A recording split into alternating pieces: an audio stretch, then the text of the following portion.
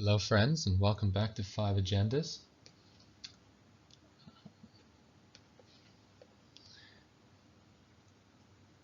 This morning we will be studying the Hatamid, the daily, the Hatamid.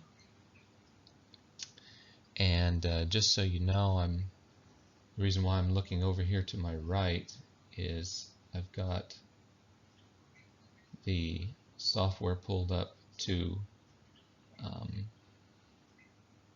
the voice typing, that it's taking a transcript of everything I say to be used later, and for a sister that requested the transcripts to be able to really study these things, and it is important, the daily. So for my own personal experience regarding the daily, as I think back, I don't think there was ever a time where I believed that the daily was paganism. Probably more, I didn't understand or know about the daily, that it even existed or what it was, but from the earliest point that I can remember, I remember believing that the daily was Christ's high priestly ministration, never paganism. So I understand it can be hard to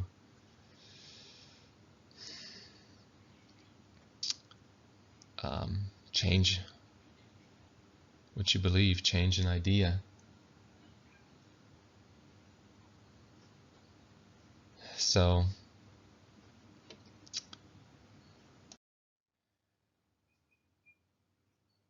the sanctuary message, the everlasting gospel, in Leviticus 4, you have the daily ministration. Leviticus 16, you have the yearly ministration, the Day of Atonement. That was a type of the daily, the heavenly, Christ's daily and high priestly ministration. Now, if you remember, we've kind of gone over some of this in prior videos. If not, we've got this chart, okay? And I'll be pulling it up here in a slide. So basically we have 457, the starting of the 2300. You got the 490 years. In the midst of the week, 31 AD, the cross, Christ was crucified. He went back to heaven, was inaugurated as our great high priest. The daily, high priestly daily, the antitypical daily began, and it went until not so much the daily itself, but the vision concerning the daily was asked in Daniel. Remember, Admate, until when shall be the vision concerning the daily? And the man in linen, Palmoni, the wonderful number, said, unto 1844. Here.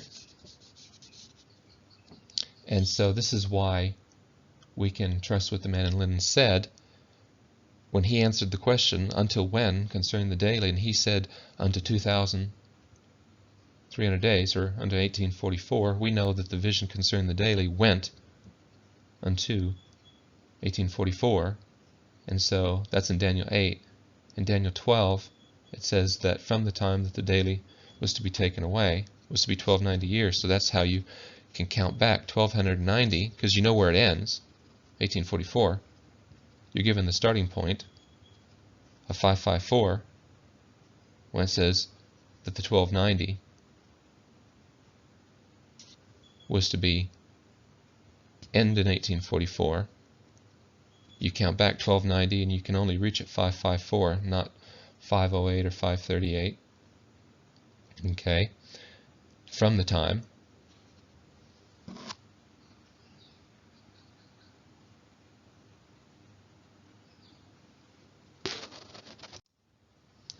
Okay, just some technical problems. So, again, we were given, the man in linen gives the endpoint for the vision concerning the daily and the transgression of desolation.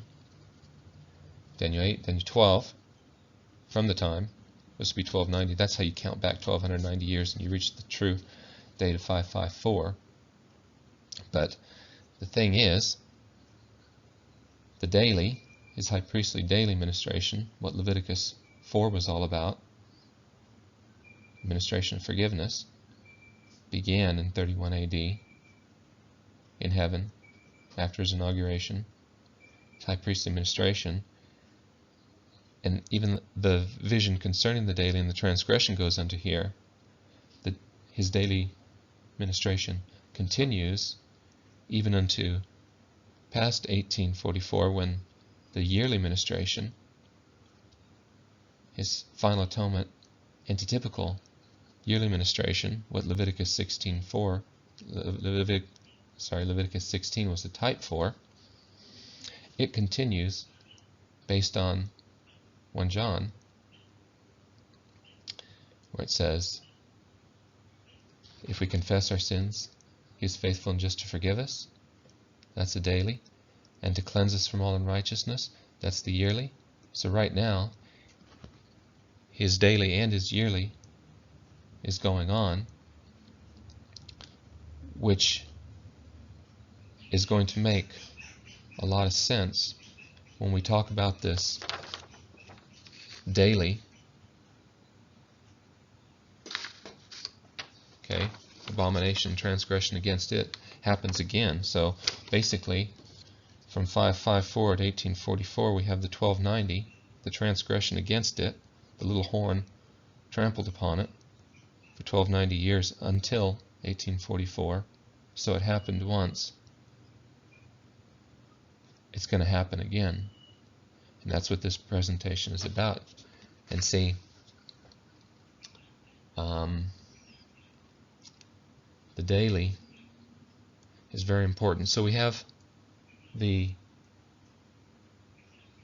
eternal verities, Godhead, the Incarnation, and the Atonement. We've been presenting the videos on the masterpiece of divinity, the Alpha and the Omega. That's the eternal verity, the Godhead, which includes some, we've been presenting some stuff about the Incarnation, but when we come to the eternal verity, the Final Atonement,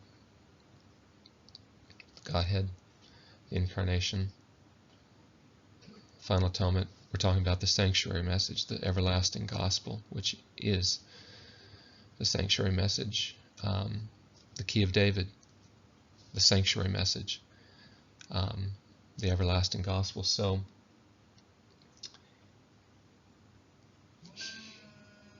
here,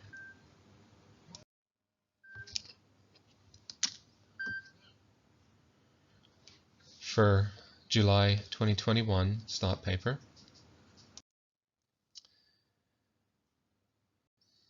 the Hatamid. Now if you go to 5agendas.com, you'll see the front page. Okay, you've got the agendas. You can even click here for anyone who would like it in Spanish. But this will be your home page. If you scroll down, you'll see newsletters. You click on newsletters, and there's the thought paper, 721, the Hatamid. You just click on that, and you can pull up the thought paper, the online edition, and with any links like this, you click on that and it'll open up the Bible text, and you can read straight from there. Now here's the thing. I've got this too far over, but the Hatamid. When you read Daniel 8, 9, through 12. And out of one of them came forth a little horn, which waxed exceeding great toward the south and toward the east and toward the pleasant land.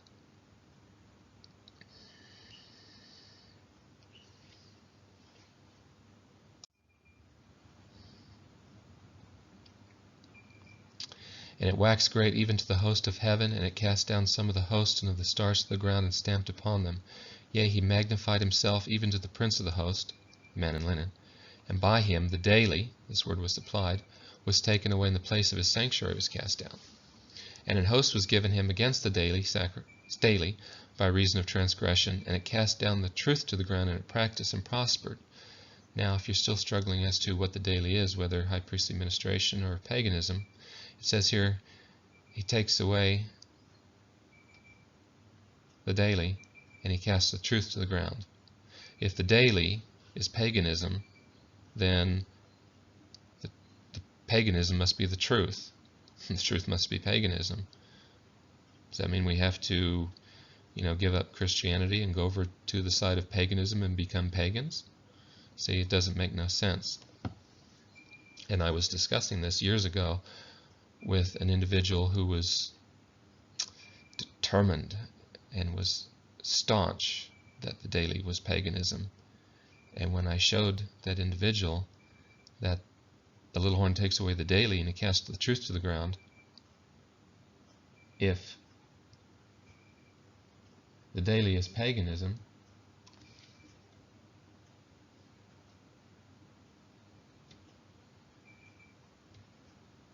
if the truth is paganism, then we'd be in trouble, right? But the fact is, the truth of the daily is Christ's high priestly ministration. Always has been, always will be. Okay? And you shall know the truth, and the truth shall make you free. Melchizedek said that. Our man in linen. So, the man in linen has left us another masterpiece, but it's not going to be easy. Well, have we not been told to study to show ourselves approved unto God? Workmen that don't need to be ashamed, rightly dividing the word of truth?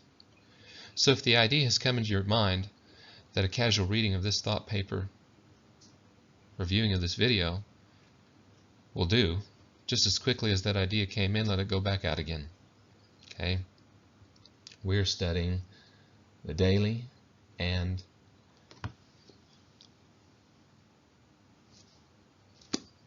it's connected with the everlasting gospel, and it opens up the book of Revelation. So we've got the Godhead, the Incarnation, the Atonement, and in that category we've got the daily, and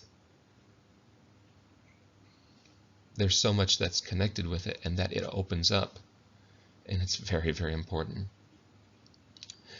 It is not for the superficial or skeptical know-it-all reader. For some, ease of reading abbreviations will be used, like FA for the Final Atonement and AOD Abomination of Desolation. And we may say that in the video. It's going to be in the thought paper. I'd encourage you to go and download it, read it. You can email us, and we can put you on the mailing list to receive a email edition of the thought paper every month. The Hatamid, the man in linen's masterpiece. Jesus states, "When ye therefore shall see the abomination of desolation, spoken of by Daniel the prophet, stand in the holy place, whoso readeth, let him understand."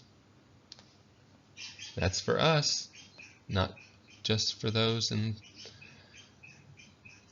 31 AD. He also said, "If anyone has his ears to hear or eyes to see, let him understand that the abomination of desolation of Daniel 12 has an apostolic application concerning the Hatamid, the daily, in Matthew 24. The Hatamid, the continual, the daily, is the centerpiece of the everlasting gospel, okay, and the sanctuary service, and also for eschatological study. The Hatamid is sanctuary service language and is found in Daniel 8:13-14 and 12:11. where it talks about the daily. In type, that was the man in linen. Until when? Concerning the vision, concerning the daily? Until when? Well, he says unto 1844. And then you go a little bit. The daily ends in 1844. The vision concerning it. But from the time 554 was to be 1290 years, you just count back. Okay? And that's the only way you can get that correct. The Orthodox Jewish Bible version of Daniel 12:11 is spoken by Daniel the prophet, translates as follows. And from the time that Hatamid, the daily, shall be taken away, and the Sekut's Shoman, abomination causing desolation, set up, there shall be 1,290 Yamin days. Okay, here's our chart. See, we've got the Admate, how long, until when, concerning the daily. Man in linen says unto 2,300 days, 1844. Daniel 12:11. You count back 1290 years, because from the time has to be 1290 years, reaching until here. That's we were given the end point. You just count back. But here's the daily. Okay. Christ's death in the midst of the week, 31 AD. Christ's inauguration, great high priest. So the daily starts here. Until when? The vision? Boom. 1844 right there. And in the antitypical, the daily, his daily ministration continues. Okay. So this is how you have the solid evidence. I mean, the man in linen, the wonderful number, Palmoni, said. To the question, Admate until when? Vision, right there. Daniel 8:13 and 14. Daniel 12:11. From the time was to be 1290. You can't stretch it back to any point before or shrink it to afterwards. We were given the end point. Count back 554. And we've established this and studied this in the thought papers and in the videos. So this is your type. Apostolismatic means the prophecy will be fulfilled again. Okay. Jesus gives full credibility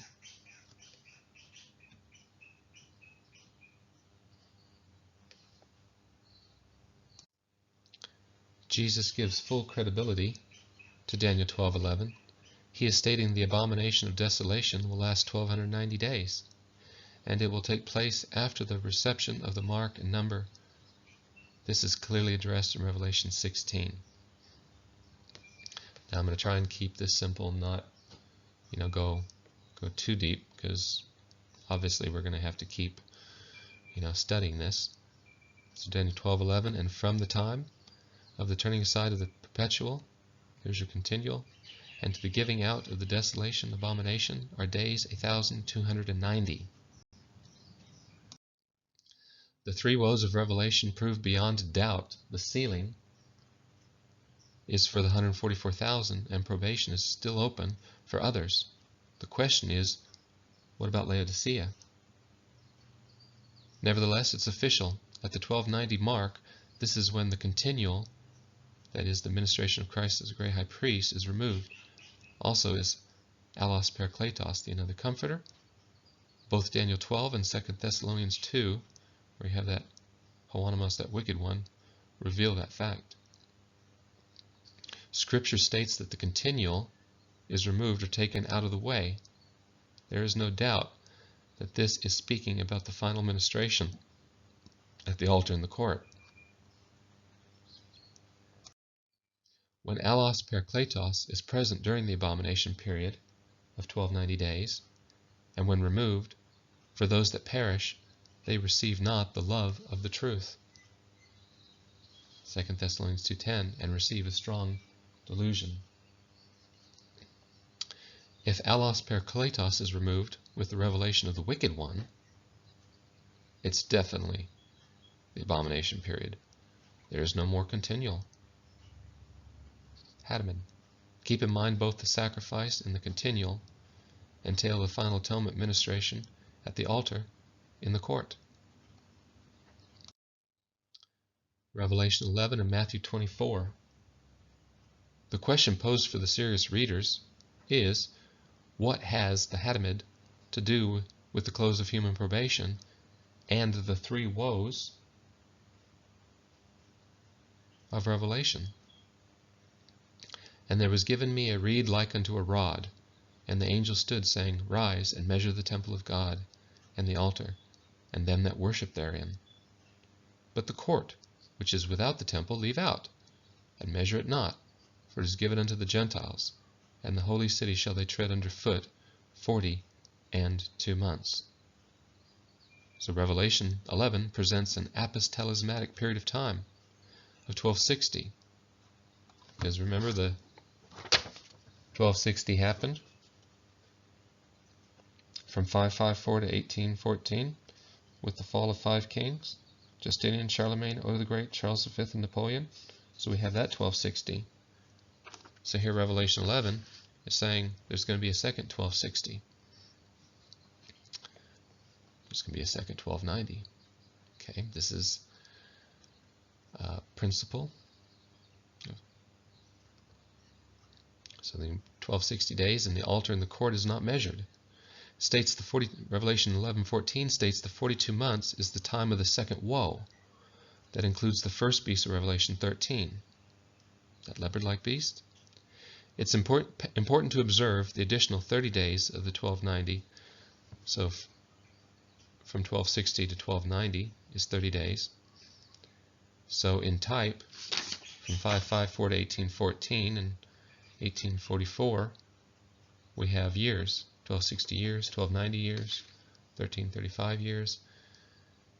In the second application or scenario, we're going to have 1260 literal days, 1290 literal days. So it's important to observe the additional 30 days of the 1290 days of the abomination of desolation commences at the time of the third woe, and then involves the second beast with 2 horns of Revelation 13, that lamb-like beast. The measuring of the reed intended to include those who left the apostasy and were sealed in truth pure, which equals a perfect testimony. See Revelation 14:5 and 12:11.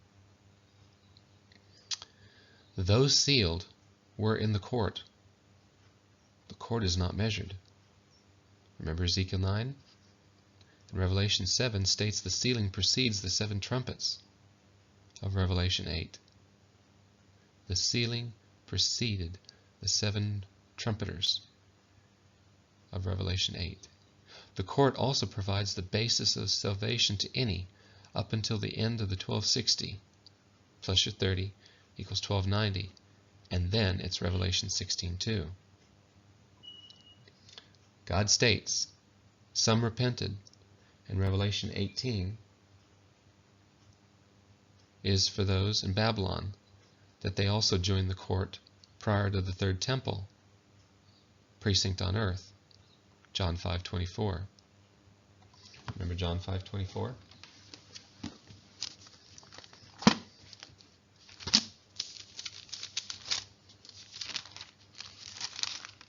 Okay.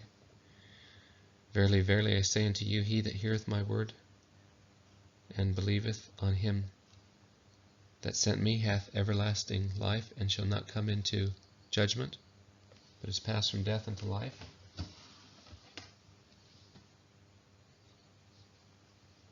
Okay. It is suggested the whole matter of prophetic imagery involves literal and metaphorical aspects. The wheat and tares grow together, and that's your third temple tares, versus the true in Hebrews 8:2, the court, wheat and harvest. equals your second coming, Revelation 14:14, which includes Ezekiel 9. Remember Ezekiel 9, the man in linen seals, marks with a mark, those sighing and crying. The temple was the place of merchandise that Jesus tried to cleanse, and it belonged to the vendors of oil. Jesus made that clear in Matthew 23. Behold, your house. No longer the Father's house, no longer my house. Behold, your house. The foolish virgins who heed not are told to go to the vendors and miss out. So we want to be a part of Hebrews 8:2, the court. We do not want to be involved in this third temple. And that's why understanding the truth about the Godhead is so important. That's why understanding the daily is so important. The Sanctuary of Atonements can be summarized as follows, and this is what 5 agendas is all about. The first agenda was individual forgiveness, then corporate repentance. That was in the daily. In Leviticus 16, the type for the yearly, you had the reconciliation. Antitypically, it's the reconciliation of the heavens, the Day of Atonement. That's 1844. That's Daniel 8:14. That's Christ's high priestly ministration beginning. Agenda 4, corporate cleansing, and then individual cleansing. So when we talk about 5 agendas, these are the 5 agendas. Okay? So the first agenda, individual forgiveness, was here. Okay?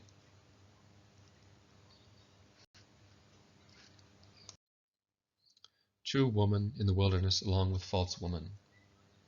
This is because during the first 1260 years of desolations, that was the type, from 554 to 1814, the true woman was in the wilderness.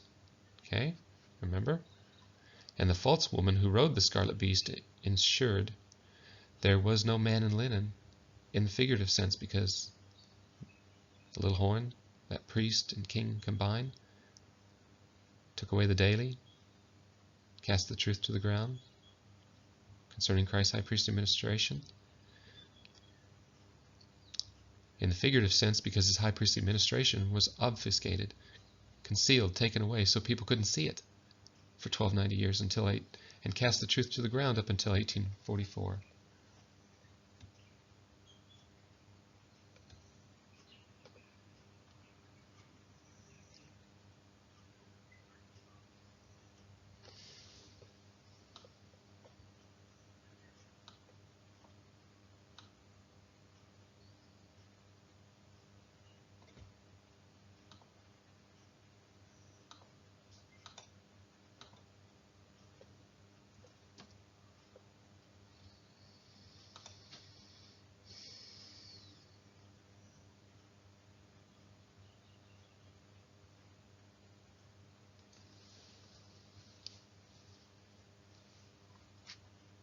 Sorry, just having trouble with the... Okay. Look, any technical problems isn't going to stop us, and we know who may be behind it. All right, so see Daniel 12:11 and 8:13 to 14. The 5th leader of Revelation 17 came to an end, and that was Napoleon Bonaparte in 1814. And so during the next 30-year period to 1844, in fact, ends the 1290 years of Abomination of Desolations. Admite until when? Concerning the vision concerning the daily and the transgression against it. Menelin says unto 1844. Okay. The apostelismatic, or a future application of the same prophecy of Daniel 12:11. An antitype sees the false high priest of 2 Thessalonians, that character, who continues his attack for 1290 days, just as it was also on the daily in years, the Hatamid, up to 1844. The apostelismatic 1290 days of 1211 equals Matthew 24:15's apostelismatic, and Jesus brings out more info on the subject matter by quoting Daniel, which is in its apostelismatic application and is during the second woe phase, since it is the grand finale. So catch this. Matthew 24:15. Jesus referred us to Daniel 12:11. The abomination of desolation. We're to read and understand and know. Matthew 24, Mark 13, Luke 21 had an application for those living after 31 AD. Those end time prophecies and signs have an apostelismatic, a future application. It applies to us. We can't say that Matthew 24:15's Jesus' warning only applies to those living back then. And that helps to understand that there's going to be a second taking away, casting the truth to the ground for 1290 days, just like it happened from 554 to 1844 by the little horn that priest and king combined. Okay?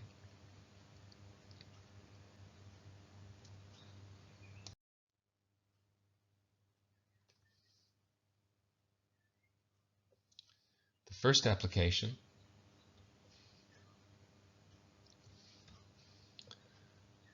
of the 1290 days of Daniel 12:11 in type presented the false man in linen. Okay, that was your little horn, who continued the abomination for 1290 years up to 1844, by way of 30 more years after 1814, which takes you to your 554 plus your 1260 is 1844, with the additional 30 years for the 1290. Until when? Question, Abate, until when? It was said to 1844. That's locked in. That man in linen said so. It can never be changed. Meaning up to the commencement of the work, the Final Atonement ministration of the man in linen, our great high priest. Then shall the sanctuary be cleansed, and this is the antitype of Leviticus 16, which was the type. The above is proven when we keep in mind the 1260 days was stated by the man in linen himself to Daniel in Daniel 12:7. Therefore, Revelation 11 and Revelation 13's 1260 days, those 42 months, is the apostelismatic or antitype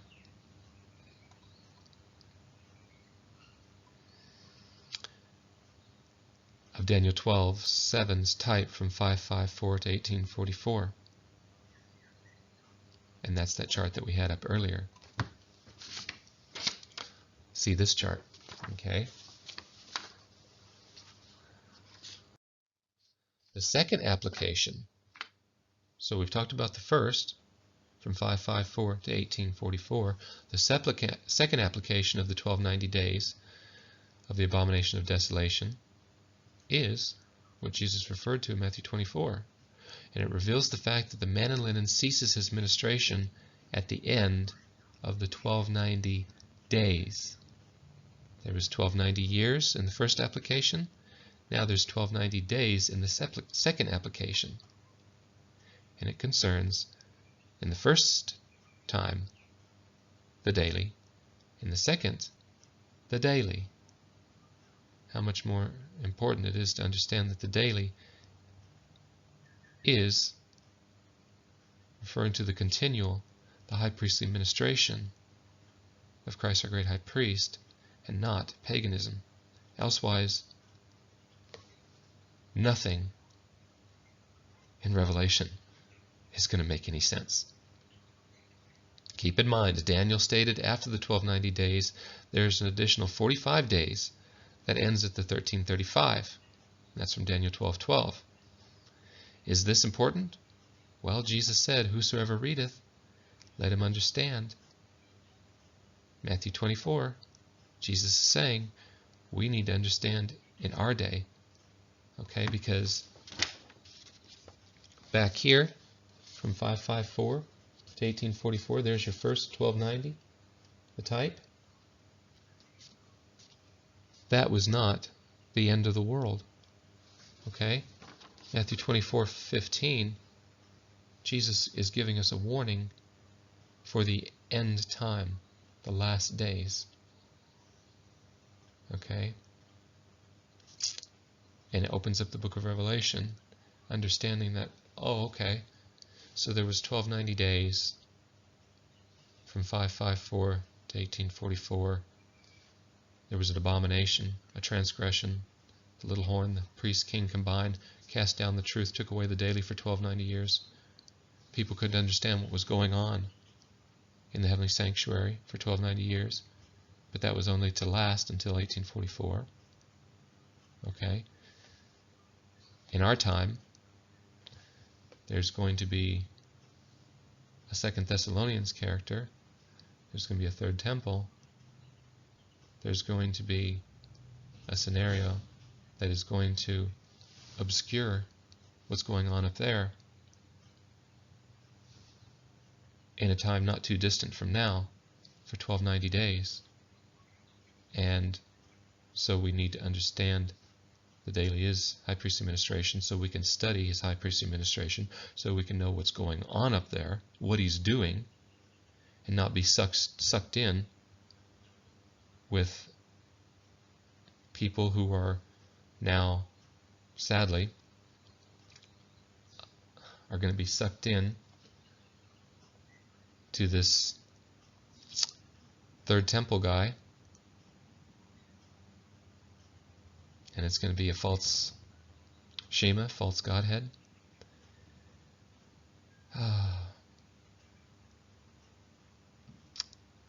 It's time to wake up. To understand what? The accurate application of the abomination of desolation and its fulfillment in type equals years, and its apostolismatic fulfillment in days. Okay?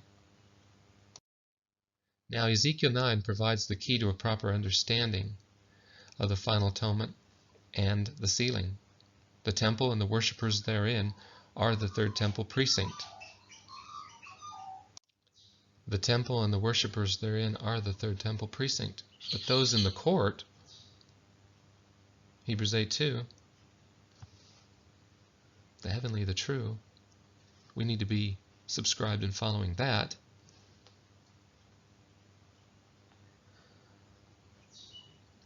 The court in the first agenda was planet Earth, Calvary. Okay? The first agenda. Okay?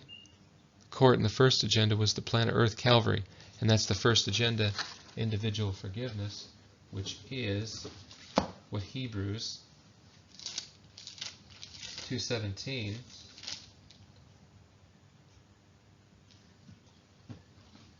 the last part, reconciliation for the sins of the people, the commencement of his daily, his antitypical daily. The sacrifice was made at the cross, 31 AD, Calvary. Christ went back to heaven, was inaugurated as a great high priest, commenced the first agenda in that daily ministration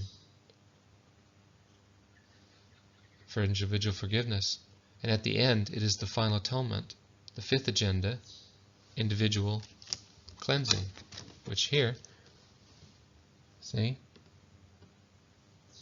your individual cleansing, Day of Atonement. Okay. Summary. What took place originally in the court in Leviticus 16:18?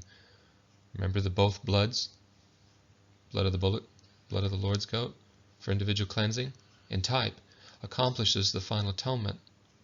What Hebrews 9:23, the necessary cleansing, once in the end of the world. Truth. Problem for the worshippers in the third temple, which includes the so-called most holy and the holy place, is that they are judged, measured by their works. See, that's what we don't want. Paul clearly presents the contrast in Galatians 4:21 and 28.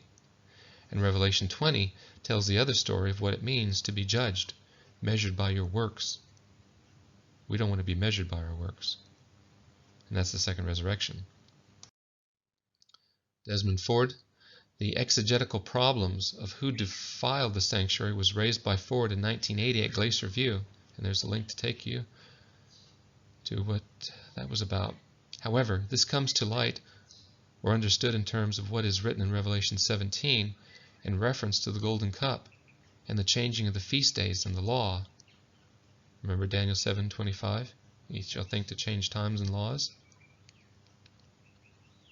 It was already explained in the thought paper for January of this year, in reference to Passover becoming a weekly celebration of individual forgiveness, whereas neither individual or corporate forgiveness required bread. Okay, so there's your counterfeit.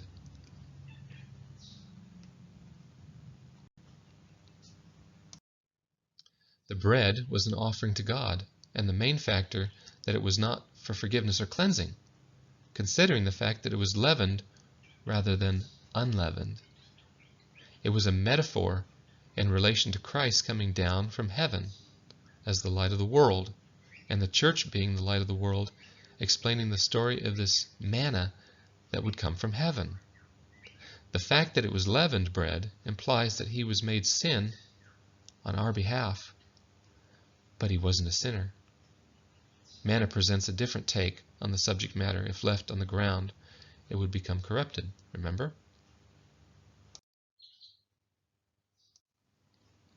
The bread of the pointy hat ritual, the Mass, is unleavened, linking or counterfeiting the holy place daily service, Hatamid, of leavened, with unleavened bread, feast being the yearly celebration, Passover. So here we have a counterfeit interpretation of the bread in the Mass, posing as the presence of either the holy place or most holy place, as well as an alteration of the law. And that's a transgression of desolation. The problem involves the mix-up of the daily sanctuary ritual with the one of the yearly feast, Passover. And that yearly feast, removing leaven out of the house, meant removal of sin, was also symbolic of the daily, the Hatamid. But the bread of unleavened was not in the picture for the daily. It was leavened. It was the leavened bread which was only for the priests, Christ partaking of our sins. So why use this alteration of the law and the feast to forgive and cleanse sin? Not going to happen. The bread was a metaphor of Christ coming down from heaven, righteousness by faith, a perfect sacrifice, acceptable to God, becoming leavened on our behalf. But the unleavened bread means that he would not experience corruption in the grave. This type of analysis was not factored by Ford into the equation of the transgression of desolation. Fact is, neither Ford nor the Laodicean denomination was aware of the matter of what the TOD entailed, especially in relation to the alteration of the feast days in the law. Further, the reader is asked to consider what Ford stated about the apostolic method. So simply put, Ford was right on some things, but not everything. And those that should have studied didn't, and so they missed it. But according to the apostolic principle, there is no biblical basis for the Your Day principle. There's a link there. This is where Ford's error of Daniel 8:14 unraveled in the misapplication of the apostolic principle. And this was not noted by the Sanctuary Review Committee. So they could have understand that the daily,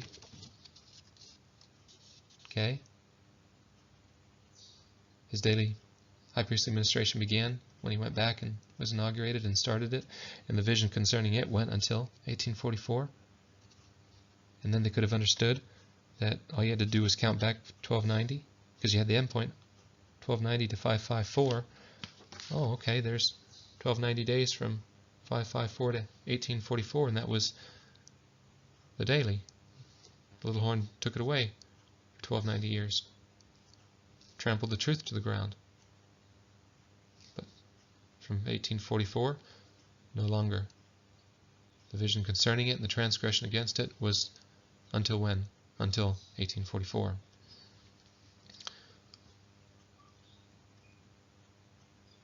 And we need to understand this, lest we not understand what's going on up there, and we accept what's going to come out of this third temple and this guy in 2 Thessalonians. Ford was correct that Antiochus Epiphanes equaled Daniel 11:31, and that's true, but unfortunately misjudged the year-day principle. 2300 days, 2300 years, 554 to 1844.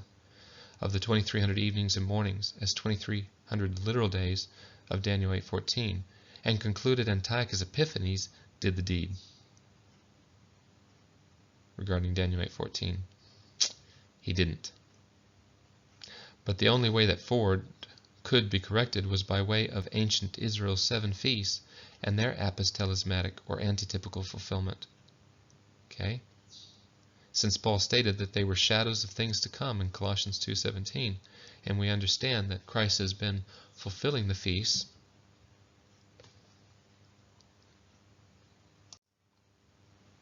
Here we go, see?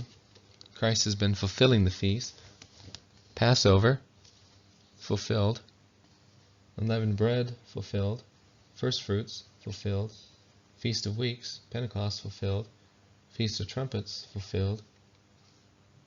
Day of Atonement, antitypical, since 1844. This is what Daniel 8:14 was all about. It's in the progress right now.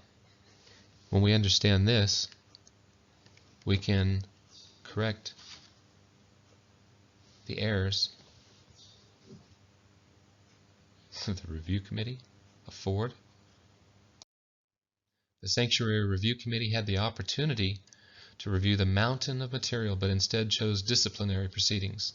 Yes, the Hatamid, the controversy of the daily, has remained unsolved all along.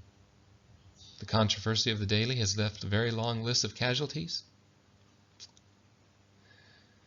Over the sanctuary doctrine from 1888 General Conference session at Minneapolis to and beyond Glacier View of 1980.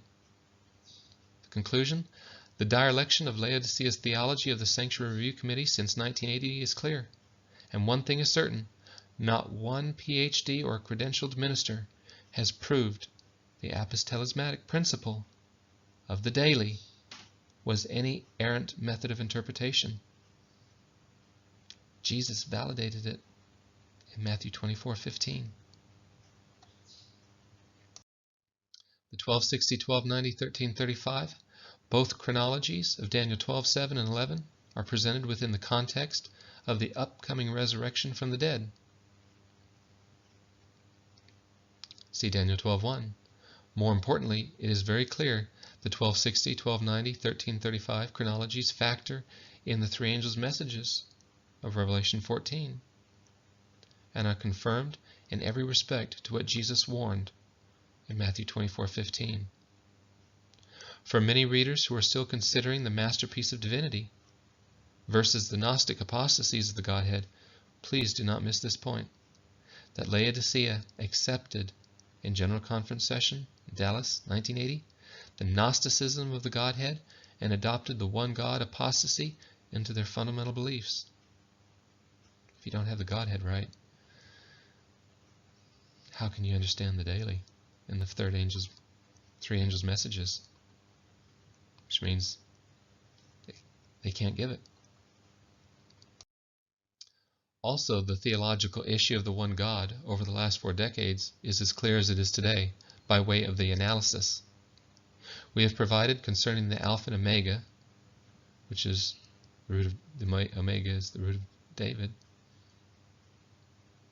and the offspring of David, as well as incarnation, sonship, and identifying Melchizedek, who neither having father or mother in relation to Psalms 110 and Hebrews 7, and made like the Son of God, Romans 1:4, transference of Melchizedek alpha scenario to the uniquely begotten God, monogenes theos, is your omega scenario, God-man combination. This truth will be your shield and buckler during the last scenario of the Abomination of Desolation of the 1290 days of Matthew 24:15, and Jesus linking that to the Abomination of Desolation that Daniel spoke of in 12:11, your 1290 days. So we're going to experience a 1290 days just ahead of us, an abomination, a transgression. We're going to live through the second scenario. Lingering doubts? Read Psalms 91. What does all the above mean? Well, friends, it's time to wake up out of the slumber, or remain increased and rich with theological goods, yet like the foolish virgins having no oil. Because if you haven't realized by now, the attack on the first angel is over the Godhead and the Hatamid of the everlasting gospel. The daily is linked to the everlasting gospel. And the controversy will be full-blown with the wicked one of 2 Thessalonians 2 and the new religious order. And there's your third temple. So many are going to be looking to this third temple, the 2 Thessalonians character in this new religious order. What the everlasting gospel, what the Hatamid is telling you is that you need to know what's going on up there. We're going to live through it. Another 1290 days as opposed to years. The AOD of Daniel 12 was emphasized by Jesus in Matthew 24 to be understood by us now. He said that he that readeth, let him understand. If you still hold doubts and choose to remain lukewarm in Laodicea, or even aligned to her kindred silly sisters, what doesn't change is what Jesus did say at midnight, to go ye out to meet him. Come out of Laodicea, which is in the sealing time, and to be cleansed. If doubt still exists with the Elohim and the identification of the two divines in John 1, in beginning Anarche, the soon-to-behold unity consciousness and law of one will continue to hold your attention, to ignore and reject the first angel's warning, to fear God and worship him that made. And therefore, like Esau, you forfeit your birthright, regardless of what you think about the Hatamid and what it means and the resolution of the sin problem and sinful flesh. Such is the cost of the deception and is emphasized in Matthew 24:24. The first angel warns, who are you worshiping? The two divines of the masterpiece of divinity, or the one God, the masterpiece of deception and deviltry? Additional thoughts? Laodicea has taught when the sealing is completed, probation is closed. This conclusion omits a lot of Bible and is lazy. Jesus loves you theology. The ministerial department of Laodicea has programmed the laity into thinking that Laodicea will go through. But in reality, the events of the sealing precede the loud cry, since the loud cry takes place during the close of the first portion of the second woe, which is the end of the counterfeit Har Moed, which culminates in the fall of the grand monarch, and that's your seventh king, who receives a deadly wound. And then comes the fall of the other great city, Vatican City, as noted in Revelation 17. Both of these events, the deadly wound for the seventh king and the fall of the great city, take place way after the sealing. Could the measuring of the temple of God in Revelation 11:1 be in reference to Laodicea? Also, judgment begins with the house of God. Investigative judgment. The saints. don't come into an investigative judgment. But Laodicea does. It's been going on since 1980 in the house of Laodicea, and her apostasy carries over specifically during the time of the two witnesses, during the 42 months, your 1260 days. The second time around for the 1260, 1290, and the 1335. We are told in the writings here that this great apostasy will continue up to the time of the blowing of the trumpet of the archangel. Those who are in the court are not measured, Revelation 11:2, since Ezekiel 9 clearly reveals it, and there is no condemnation, John 5:24, to those who moved from the corporate to the individual part of the house. This is clearly seen in Ezekiel 9 as well as Revelation 11, which reveals that there is no condemnation in the court, equals no measuring. What is implied is purification.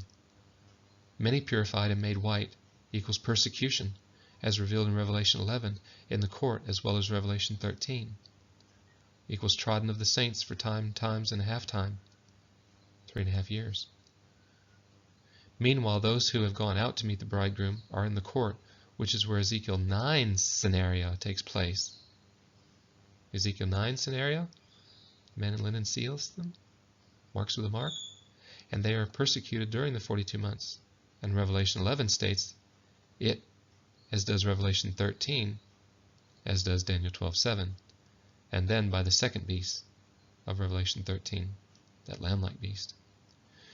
Do you define Christ as begotten in eternity as the eternal Son, a lesser being, or a triune being totally contrary to John 1? Then it must be asked, why forfeit your birthright and deny the first angel's message?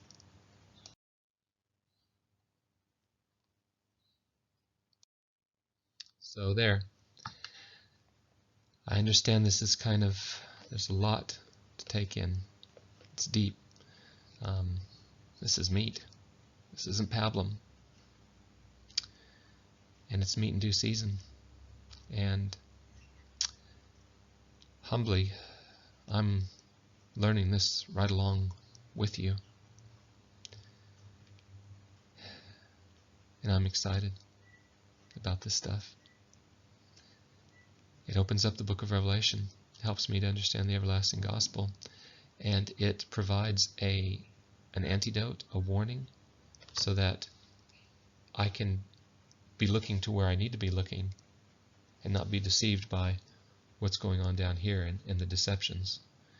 And the daily unlocks and gives me that key. So I hope this will be a blessing to you. We hope that 5 agendas will be a blessing, and the material on there, the thought paper, these videos. God bless. Take care. And we'll have to be going over this again for sure. We have some charts prepared, and that will be used as helps. Until next time, God bless.